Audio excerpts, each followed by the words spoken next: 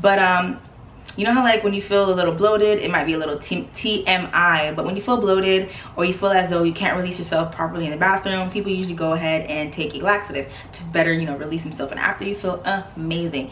So I like to do something called emotional detoxing. So what I do is I usually do this at the beginning of the month.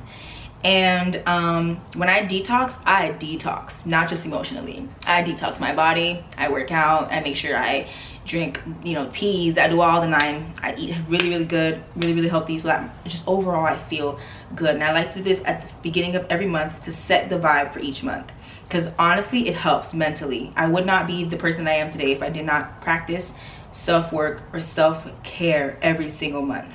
That is very key, and I'll dive in more deeper in some, you know, future episodes. But I practice digging deep because it allows me to see the patterns in myself that I need to work on. It also allows me to see different things in my life that are reoccurring.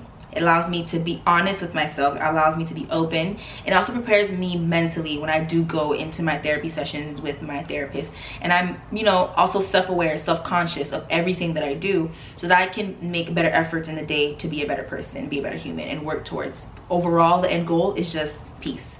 Overall, also another end goal of mine is just to have peace, to be happy, and just to deal with life and not let it consume me. You know, I can definitely battle life without me feeling like I'm sinking, and that's just the goal, you know.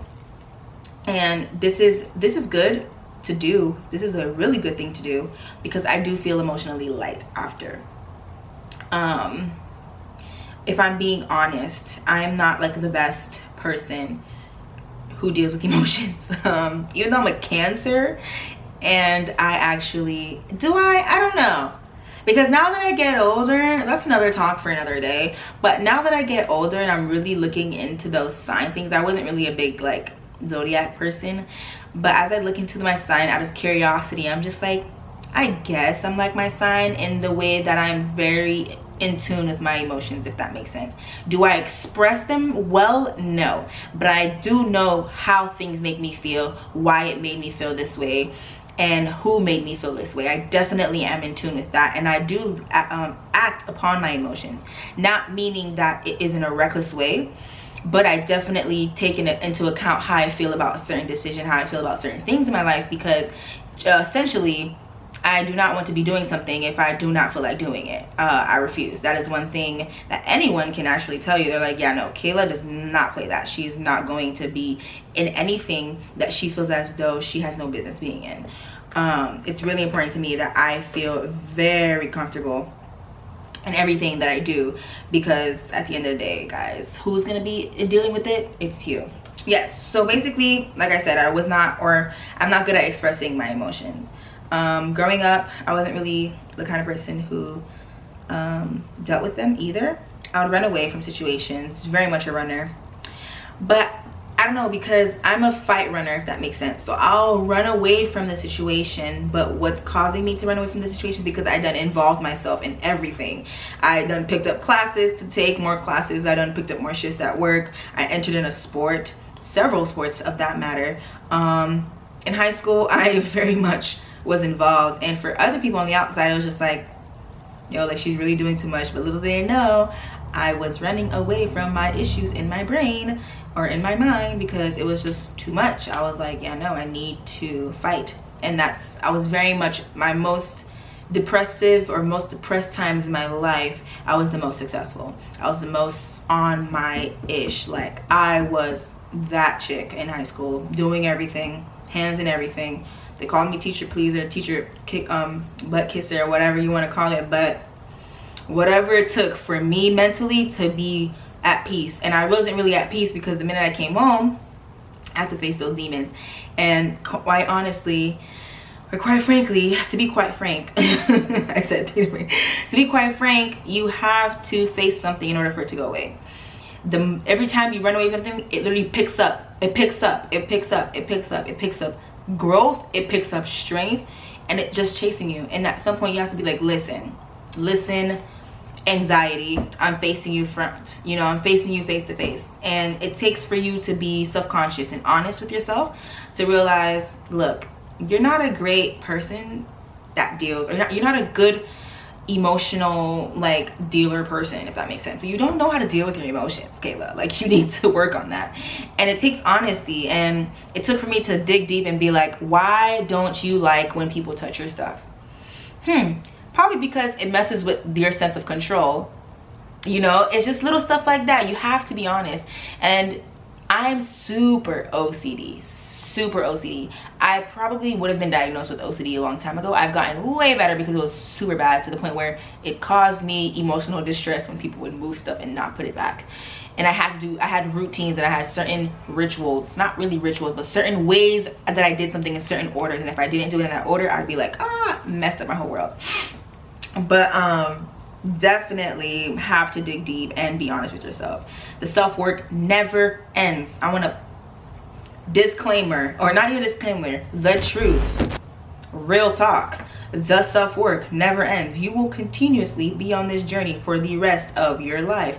You will always have to work on yourself for the rest of your life, because you will enter new seasons, you will meet new people, you will have new experiences that will require different characteristics from you to like do, if that makes sense.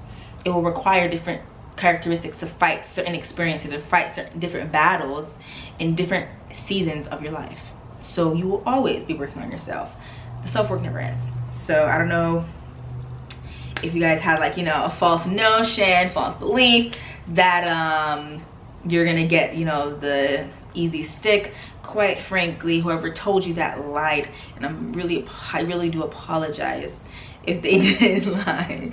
But you know, life's always changing, and we can't have a fixed mindset. We definitely have to learn to have a growth mindset. We need to learn to like change. Coming from a person who hates change, we have to learn to love it. We have to learn what to learn. And different ways that I practice this is by digging deep, is by having those emotional detoxes every single month, because it shifts me. I peep it, and I'm able to pick up on it and either talk with my therapist about it, vent about it, cry about it, do what I gotta do. I'm not, till this day, I'm still not a crier. I'm learning how to cry, because one of my fears, I guess you can say, would be, I don't want to start crying because I feel like it will never stop. And that's one of the reasons why you should start, because it's very healthy for you to release those emotions, those pent up energies within. It literally like blocks up a lot. And I've come to practice breathing. That's another thing we're going to talk about, but like, I'm getting ahead of myself. I'm really excited because, like, guys, I don't think there's so many things to talk about in this show, but it definitely takes great strength and wisdom to sit there and evaluate yourself. It takes a lot of strength, wisdom. It takes honesty. It takes the ability to accept constructive criticism. That is key to digging deep. You need to be able to understand yourself and be compassionate with yourself. Don't target yourself, but target yourself, if that makes sense. Don't, you know, demand things of yourself, but be patient with yourself and understand that, listen, I'm new to this, I don't know what I'm doing. And that is key as well, to be honest with yourself and say, I don't know how to deal with the situation, so I need help, you know.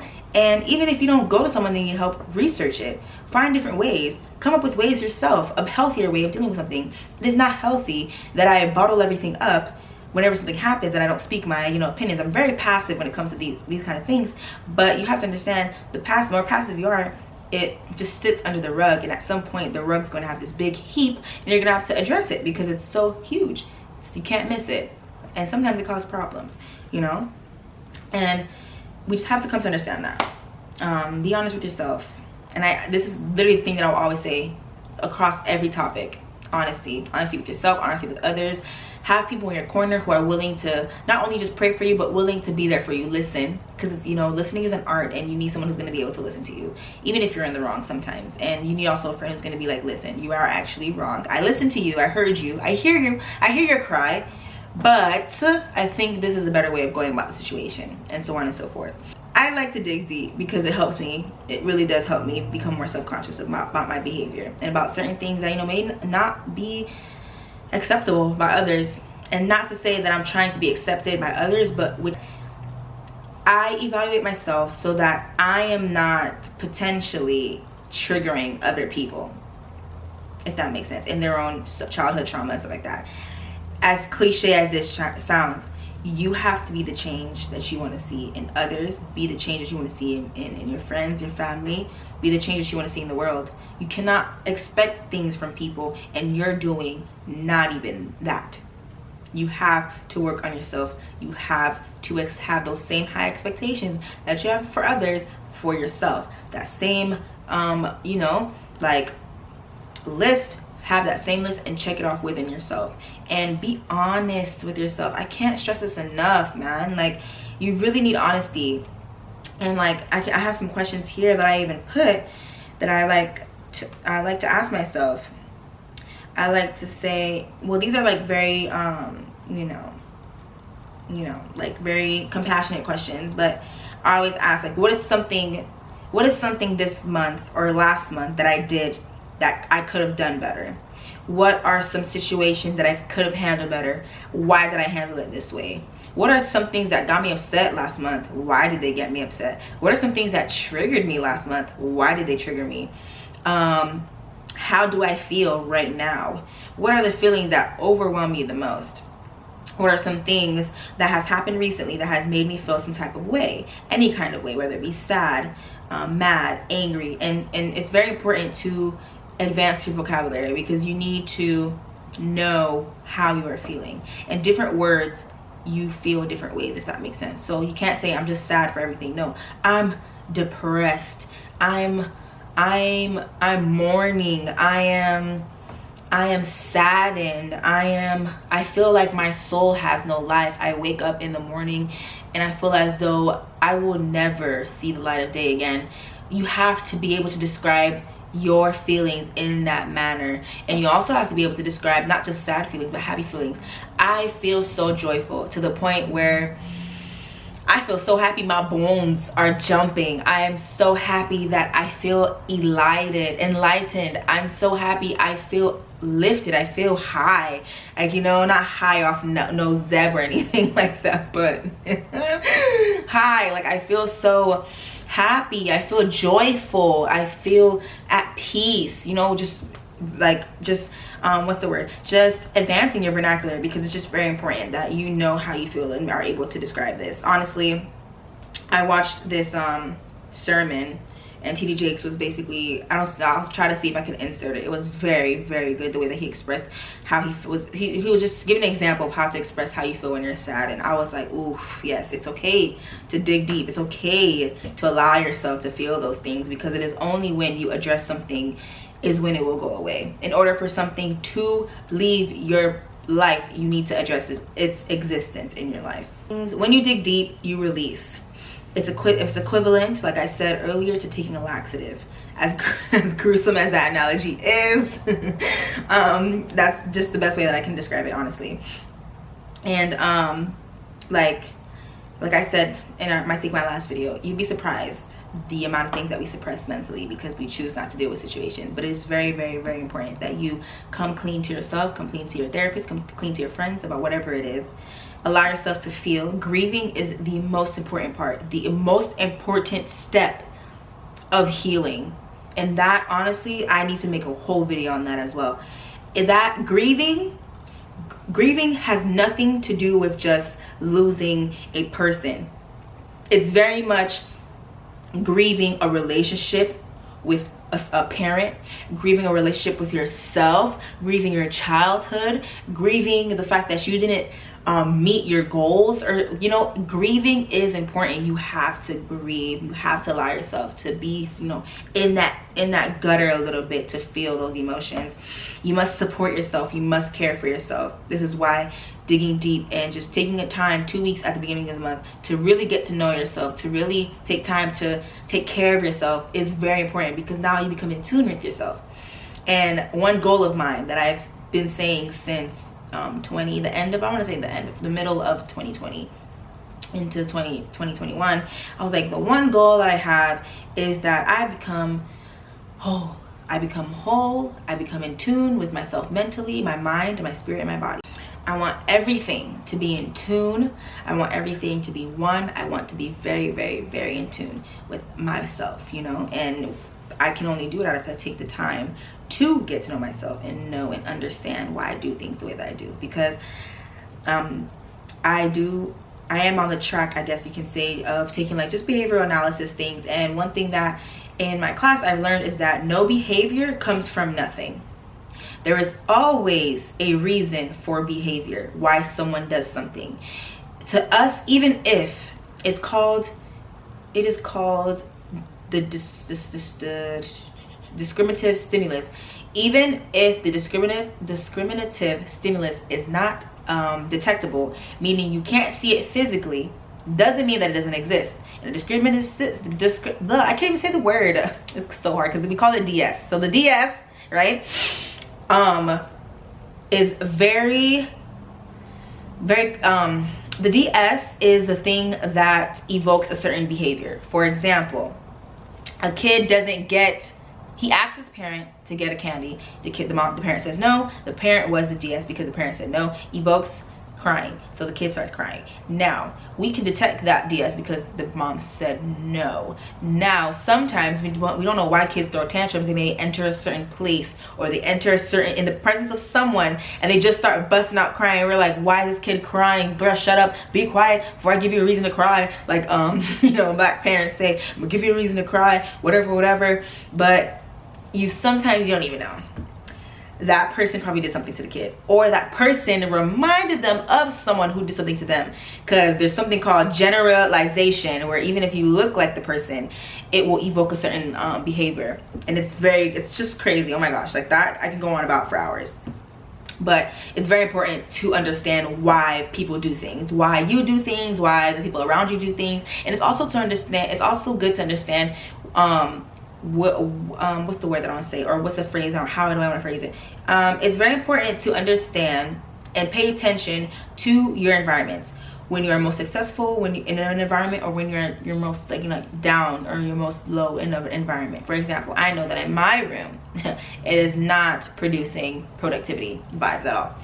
If I go to my room, if I wake up and I stay in my room all day, definitely not promoting like doing work, getting work done. No, this is why I'm very much active. I wake up at 4 o'clock in the morning, I go work out, I have work from 7 to 3, I come back, I take a nap, I get up, I do this, I do that. Like, I do a bunch of different things because I need to know, you know, like, not even because I need to know, I do different things because I know that my room does not evoke positive or working vibes. My room, I've created my room to be a vibe. My room is a vibe, definitely. It's still a vibe, not a productive vibe. It's a vibe to watch TV, to relax. That's why every time I see my bed and I see my room, I'm just like, relaxing. But and that's why when I stay in there, I'm just relaxing the whole time. And it's like, no, babes, you need to do work. You gotta get up. That's why I sit in the kitchen, whatever the case may be. Go to the library, whatever. Find your environment of productivity. And that takes for you to learn yourself. Dig deep. Dig deep. That's gonna be my slogan. Dig deep. Just imagine. No, guys, as you can see, I crack my own self up. I need to have a stand-up comedy show. I have stories for days. It's really the funniest thing ever. But essentially, also, you want to also create the space within yourself that you can freely express every emotion. This was just a quick little, like, you know, rundown of just digging deep in what I do. I definitely want to bring more people to the table, to my outlet table right here, and we'll discuss this. Definitely want to get more opinions on it. I definitely feel as though if you have anything to add on to here, anything that you want to ask, or, you know, come to the table and talk about it with me, I'll be more than happy to. Thank you guys for stopping by. Don't forget to watch, to subscribe, to like, to comment, and do whatever you gotta do. Don't forget to watch all the other episodes, because I've been putting out episodes. I've been consistent. Every other Saturday you'll find an episode here on YouTube. And I'll see you guys in the next video. Don't forget to follow the Outlet Talk on Instagram. Don't forget to follow me on Instagram at KXYRenee. And yeah, peace. Okay, we get in there. We lit. Anyways, guys, thank you guys for stopping by. Blah. Anyways guys, thank you guys for stopping by. Bye.